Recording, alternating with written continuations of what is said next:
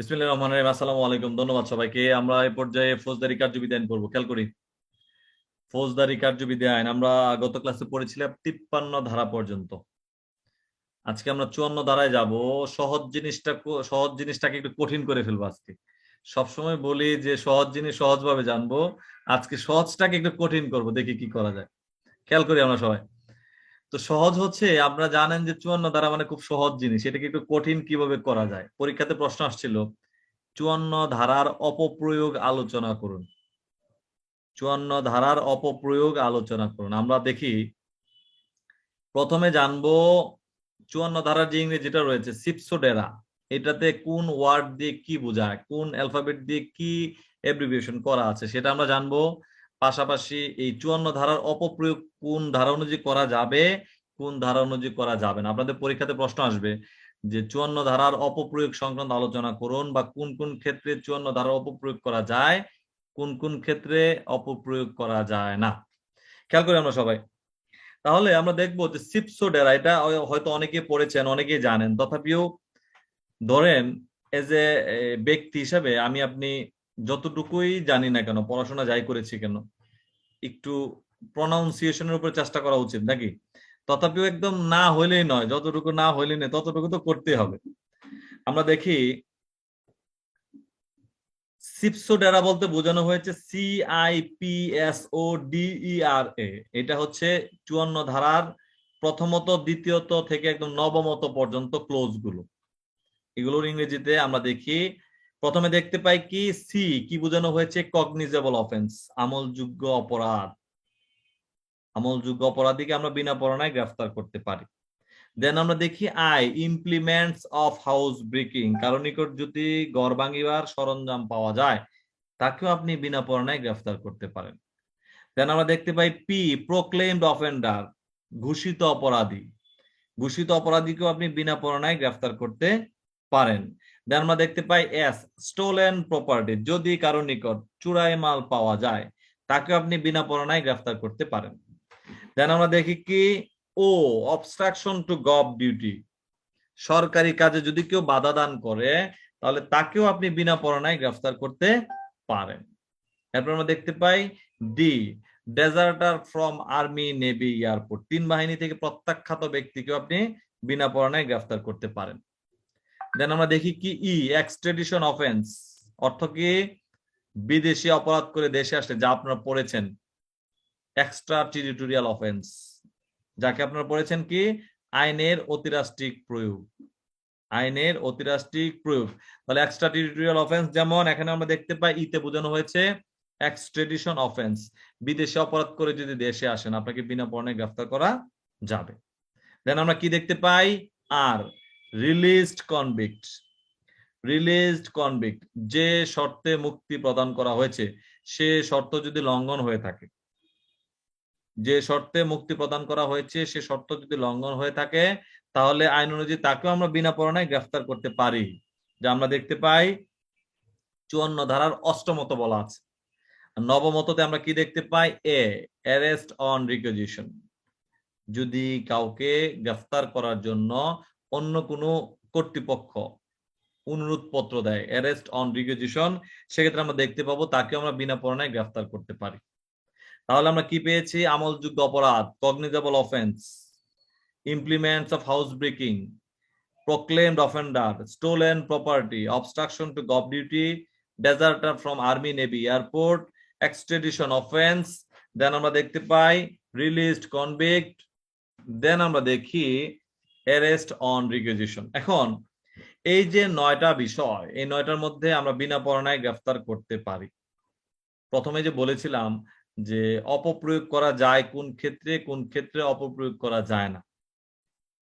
আপনি আমলযোগ্য অপরাধ করেছি কি করে না এটা আপনি জানেন, জনগণ এতটা জানে না। এই ধারার ক্ষেত্রে আপনি অপপ্রয়োগ করতে পারেন। আবার দেখেন ইমপ্লিমেন্টস অফ হাউস ব্রেকিং, আমি অনেক ক্ষেত্রে ছোটবেলা আম খাইতাম ছুরি দিয়ে, আপনার কাছে ছুরি আছে, এটা দিয়েও পুলিশ গ্রেফতার করতে পারে। চাইলে আপনি কাউকে হত্যা করার জন্য ছুরি ব্যবহার করেছেন সেটাও যদি বলা হয়ে থাকে এটা একদম ভুল হবে না। এই জন্য এই ধারাতেও আমরা অপপ্রয়োগ করতে পারি। দেন আমরা দেখি পি, প্রোক্লেমড অফেন্ডার, ঘোষিত অপরাধী, সরকার যাকে ঘোষণা করেছে অপরাধী হিসেবে, তাকে ব্যতীত তো অন্য কাউকে ধরা যাবে না, এই জন্য এই ধারায় অপপ্রয়োগ করা যাবে না। তাহলে একটা পেলাম। তৃতীয়ত, অপপ্রয়োগ করা যাবে না। দেন আমরা দেখবো স্টোলেন প্রপার্টি, চুরাই মাল। আপনার কাছে মোবাইল আছে, আমি চাইলে আপনাকে বলতে পারবো যে মোবাইলটার মালিক কে, কাগজপত্র নাই বেটা, এটা চুরি করে আনছিস, এটাতে অপপ্রয়োগ করা যাবে। দেন আমরা দেখি অবস্ট্রাকশন টু গভ ডিউটি, কিছু হোক আর না হোক আমরা বলতেও পারি এই এত বড় সাহস, পুলিশের কাছে তুমি বাধা দিচ্ছ, এই তারা ধর থানায় নিয়ে যা, তাহলে এই ক্ষেত্রেও অপপ্রয়োগ করা যাবে। দেন আমরা দেখতে পাই D, deserter from army navy airport, বিদেশে সরি 3 বাহিনী থেকে প্রত্যাখ্যাত, পলায়ন করেছেন, সুনির্দিষ্ট ব্যক্তি পলায়ন করেছেন, আপনি চাইলেও অন্য কোনো ব্যক্তি ওখানে তাকে আপনি গ্রেফতার করতে পারবেন না। দ্যাটস ওয়াই আমরা দেখি ষষ্ঠত, ডেজার্টার ফ্রম আর্মি নেভি এয়ারপোর্ট, এই ক্ষেত্রে আপনি অপপ্রয়োগ করতে পারবেন না। লাস্ট অফ অল আমরা দেখতে পাই এক্সট্রাডিশন অফেন্স, বিদেশে অপরাধ করে দেশে আসলে আপনি গ্রেফতার করতে পারেন। আবার রিলিজড কনভিক্ট, মুক্তিপ্রাপ্ত, যেই শর্তে মুক্তি প্রদান করা হয়েছে সে শর্ত যদি লঙ্ঘন করেন সেক্ষেত্রেও আপনি তাকে বিনা পরোয়ানায় গ্রেফতার করতে পারেন, এই ধারাতে অপপ্রয়োগের সুযোগ রয়েছে। কিন্তু অ্যারেস্ট অন রিকুইজিশন, আপনাকে বলা হলো জনৈক সলিমউদ্দিনকে গ্রেফতার করার জন্য, আপনি চাইলে কলিমউদ্দিনকে গ্রেফতার করতে পারবেন না, বিকজ অফ ওখানে স্পেসিফিকলি নাম ঠিকানা বর্ণিত আছে। তাহলে আমরা কি দেখতে পেলাম? 3, 6, 9, দ্যাট মিনস তৃতীয়ত, ষষ্ঠত, নবমত, যদি সম্ভব হয় একটু লিখে রাখেন, তৃতীয়ত, ষষ্ঠত, নবমত, এই 6টা, এই 3টা বিষয়ে অপপ্রয়োগ করা যাবে না। আর বাকি যতগুলো বিষয় রয়েছে প্রত্যেকটা বিষয়ে অপপ্রয়োগ করা যাবে। দ্যাট মিনস 1, 2, 4, 5, 7, 8 এই 6টা ক্ষেত্রে অপপ্রয়োগ করা যাবে, কিন্তু 3, 6, 9 তৃতীয়ত, ষষ্ঠত, নবমত এই 3টা ক্ষেত্রে অপপ্রয়োগ করা যাবে না। তাহলে এই হচ্ছে আমাদের বিনা পরোয়ানায় গ্রেফতার। বিনা পরোয়ানায় গ্রেফতারের ক্ষেত্রে আমরা দেখি 54 ধারা, ফৌজদারি কার্যবিধি 54, প্রবিধান 316। আর এক্ষেত্রে আমরা কি দেখতে পেলাম? অপপ্রয়োগ কোন ক্ষেত্রে করা যায়, কোন ক্ষেত্রে করা যায় না। তাহলে অপপ্রয়োগ করা যাচ্ছে না হচ্ছে 54 যে ক্লোজ গুলো রয়েছে এর মধ্যে তৃতীয়ত, ষষ্ঠত, নবমত, এগুলো হচ্ছে সিরিয়াল 3, 6, 9, এই তৃতীয়ত, অর্থাৎ যে ক্ষেত্রে ঘোষিত অপরাধী সামরিক 3 বাহিনী থেকে প্রত্যাখ্যাত।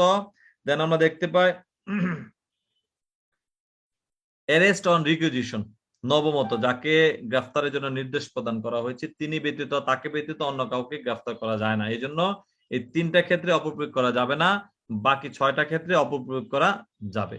অপপ্রয়োগ বলতে বোঝানো হয়েছে কি, বুঝতে পারতেছি নাকি? আমরা আইনে বলা হয়েছে এটা করার জন্য, আমি চাইলে ভিন্নটাও করতে পারি, সুযোগ রয়েছে, সুযোগ রয়েছে, এই জন্য বলেছে যে এই 54 ধারার অপপ্রয়োগ রোধকল্পে কি কি করণীয় রয়েছে। আমরা পরীক্ষাতে প্রশ্ন আসছিল যে 54 ধারার যে উপধারাগুলো আছে এর মধ্যে কোন কোন ক্ষেত্রে অপপ্রয়োগ করা যায়, কোন কোন ক্ষেত্রে অপপ্রয়োগ করা যায় না, আলোচনা করুন। তাহলে প্রশ্নের উত্তরে কি হবে?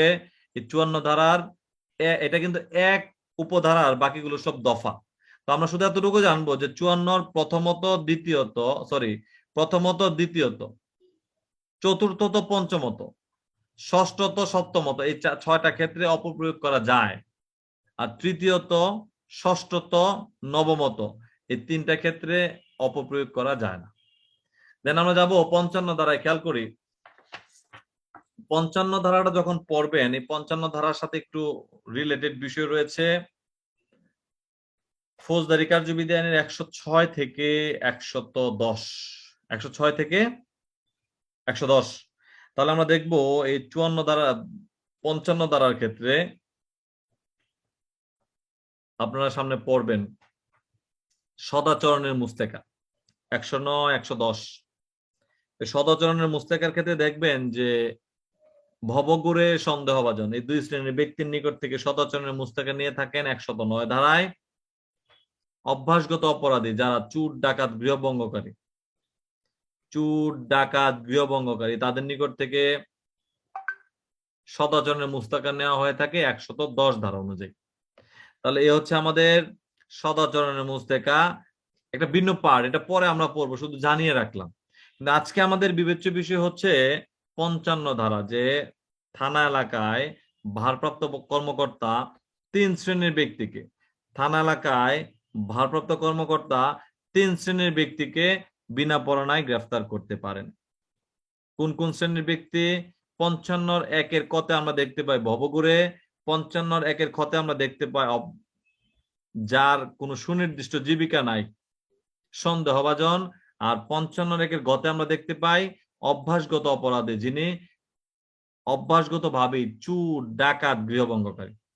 তাহলে এই তিন শ্রেণীর ব্যক্তিকে ভারপ্রাপ্ত কর্মকর্তা তার থানা এলাকায় যদি তাদের অবস্থান আছে মর্মে জানে, তাহলে তিনি বিনা পরোয়ানায় গ্রেফতার করতে পারেন। এই বিনা পরোয়ানায় গ্রেফতার তিনি যেমন করতে পারেন, আমরা দেখব 56 ধারা অনুযায়ী তিনি তার অধস্তনকে দিয়েও গ্রেফতার করাইতে পারেন। তাহলে 55 ধারায় ভারপ্রাপ্ত কর্মকর্তা গ্রেফতার করার ক্ষমতা ভবঘুরে, সন্দেহভাজন, অভ্যাসগত অপরাধীদের। এই তিন শ্রেণীর ব্যক্তিকে 56 ধারায় ভারপ্রাপ্ত কর্মকর্তা তার অধস্তনকে দিয়েও গ্রেফতার করাইতে পারেন। এক্ষেত্রে করণীয় হচ্ছে, যাকে গ্রেফতার করতে বলবেন তিনি লিখিতভাবে দিবেন যে এএসআই বা এসআই মহিউদ্দিন ব্যবস্থা নিন, লিখিতভাবে দিবেন। এবং এসআই মহিউদ্দিন যখন গ্রেফতার করতে যাবেন তখন তাকে গ্রেফতারের সারমর্ম জানাবেন, কারণ জানাবেন কেন গ্রেফতার করতে এসেছেন। তাহলে একটু খেয়াল করেন তো, চোখ বন্ধ করেন। আপনারা অনেকেই পড়েছেন এই আইনের মধ্যে এই লিখিতভাবে দেওয়া, এটা হচ্ছে ভবঘুরে, সন্দেহভাজন, অভ্যাসগত অপরাধী। এই তিন শ্রেণীর ব্যক্তিকে অধস্তনকে দিয়ে গ্রেফতার করাইতে হলে ভারপ্রাপ্ত কর্মকর্তা লিখিতভাবে দিবেন। ঠিক সেম আপনারা দেখতে পাবেন গ্রেফতারি পরোয়ানা যদি তার অধস্তনকে দিয়ে গ্রেফতার করানো হয়, সেক্ষেত্রেও কিন্তু তিনি অবশ্যই গ্রেফতারি পরোয়ানার উপর লিখে দেন যে এসআই মেহেদী, এসআই রিয়াজ প্রয়োজনীয় ব্যবস্থা গ্রহণ করুন। গ্রেফতারি পরোয়ানার উপর অবশ্যই লিখিতভাবে দিতে হয়। অধস্তনকে দিয়ে গ্রেফতার আপনারা পড়েছেন না, হয়তো সামনে পড়বেন, 77 ধারা, 78 ধারা, 79 ধারা, সারমর্ম জানাইতে হবে। তো সেটা আমরা পরে পড়বো, শুধু আজকে জেনে রাখলাম যে ভবঘুরে, সন্দেহভাজন, অভ্যাসগত অপরাধী এই তিন শ্রেণীর ব্যক্তিকে থানা এলাকায় ভারপ্রাপ্ত কর্মকর্তা বিনা পরোয়ানায় গ্রেফতার করতে পারেন। 55 ধারা বিধি 316। পাশাপাশি 56 ধারা আমরা দেখি, তিনি যেমন ভবঘুরে, সন্দেহভাজন, অভ্যাসগত অপরাধীকে 55 ধারায় বিনা পরোয়ানায় গ্রেফতার করতে পারেন, তেমনি তিনি তার অধস্তনকে দিয়েও বিনা পরোয়ানায় গ্রেফতার করাতে পারেন ভবঘুরে, সন্দেহভাজন, অভ্যাসগত অপরাধীকে। ভবঘুরে, সন্দেহভাজন, অভ্যাসগত অপরাধীকে ভবঘুরে, সন্দেহভাজন, অভ্যাসগত অপরাধীকে যেমন গ্রেফতার করাবেন অধস্তনকে দিয়ে, সেক্ষেত্রে করণীয়টা কি পেলাম? অবশ্যই লিখিতভাবে দিবেন, অবশ্যই তাকে যিনি গ্রেফতার করতে যাবেন তিনি সারমর্ম দেখাবেন। এই দুইটা করণীয় রয়েছে। একটা হচ্ছে ভারপ্রাপ্ত কর্মকর্তা লিখিতভাবে দিবেন, আর একটা হচ্ছে যিনি গ্রেফতার করতে যাবেন তিনি কারণ বা সারমর্ম জানাবেন সংশ্লিষ্ট ব্যক্তিকে। 56 ধারায়। তাহলে আমরা আজকে এই 56 ধারা পর্যন্ত পড়বো। প্রথমে কি পেয়েছি খেয়াল করি আমরা। 54 ধারায় সিপসো ডেরা, বিনা পরোয়ানায় গ্রেফতার বা বিনা পরোয়ানার যে ক্লোজ গুলো প্রথম থেকে একদম নবমত পর্যন্ত 54 ধারার, এই 54 ধারার ক্ষেত্রে এটা কিন্তু 54(1) ক, খ, গ, গ, অর্থাৎ 54(1) প্রথম থেকে নবমত পর্যন্ত। এখন আমাদের বিবেচ্য বিষয় হচ্ছে যে প্রথমত থেকে একদম নবমত পর্যন্ত, এর মধ্যে তৃতীয়ত, ষষ্ঠত, নবমত, এই তিনটা যে বিষয়, তিনটা যে ক্ষেত্র, এই তিনটা ক্ষেত্রে অপপ্রয়োগ করা যায় না। আর প্রথম, দ্বিতীয়, চতুর্থ, পঞ্চম, সপ্তম, অষ্টম, এই 6টা ক্ষেত্রে অপপ্রয়োগ করা যায়। আবার একটু খেয়াল করেন, আমরা কি পড়েছি সিপসো ডেরার ক্ষেত্রে? কগনিজেবল অফেন্স, আমলযোগ্য অপরাধ। ইমপ্লিমেন্টস অফ হাউস ব্রেকিং, ঘর ভাঙিবার সরঞ্জাম। দেন আমরা পড়েছি পি, প্রোক্লেমড অফেন্ডার, ঘোষিত অপরাধী। দেন আমরা জেনেছি এস, স্টোলেন প্রপার্টি। দেন আমরা জেনেছি O, obstruction to gov duty. Then আমরা জেনেছি D, deserter from army, navy, airport. Then আমরা জেনেছি ই, এক্সট্রাডিশন অফেন্স। দেন আমরা জেনেছি R, released convict. Last of all আমরা জেনেছি এ, অ্যারেস্ট অন রিকুইজিশন। এই ক্ষেত্রগুলো আমরা বাংলাতে সবাই জানি। আজকে আপনাদের জন্য আমার অনুরোধ থাকবে, কষ্ট হলেও 3 বার এই ইংরেজিগুলো একটু লিখে দিবেন। কষ্ট হবে, আমি জানি আপনাদের কষ্ট হবে, তথাপিও আমার দিকে তাকায় কষ্টটাকে একটু হাসি মুখে নিয়ে 3 বার লিখে দিবেন এই ইংরেজিগুলো। এই 9টা জিনিস শুধু, একটু লিখে আমাকে দিবেন। তাহলে এটা হচ্ছে আপনাদের হোমওয়ার্ক, হোম টাস্ক। দেন আমরা দেখতে পেলাম কি 55 ধারায় থানা এলাকায় ভারপ্রাপ্ত কর্মকর্তা 3 শ্রেণীর ব্যক্তিকে বিনা পরোয়ানায় গ্রেফতার করতে পারেন। কাকে কাকে? ভবঘুরে, সন্দেহভাজন, অভ্যাসগত অপরাধীকে। 55 ধারায় এই 3 শ্রেণীর ব্যক্তিকে এই ভারপ্রাপ্ত কর্মকর্তা তার অধস্তনকে দিয়ে গ্রেফতার করাইতে পারেন 56 ধারা অনুযায়ী। এক্ষেত্রে বাধ্যবাধকতা হচ্ছে যাকে দিয়ে গ্রেফতার করাবেন তাকে লিখিতভাবে দিবেন যে এসআই মামুনুর রশিদ ব্যবস্থা নিন। আর মামুনুর রশিদের করণীয় কি? তিনি যাকে গ্রেফতার করতে গেলেন তাকে কারণ দেখাবেন, সারমর্ম দেখাবেন যে এই জন্য আপনাকে গ্রেফতার করতে এসেছি, গ্রেফতার করব। তো ধন্যবাদ সবাইকে। আমরা এ পর্যায়ে প্রশ্নোত্তর পর্বে যাব। আসসালামু আলাইকুম।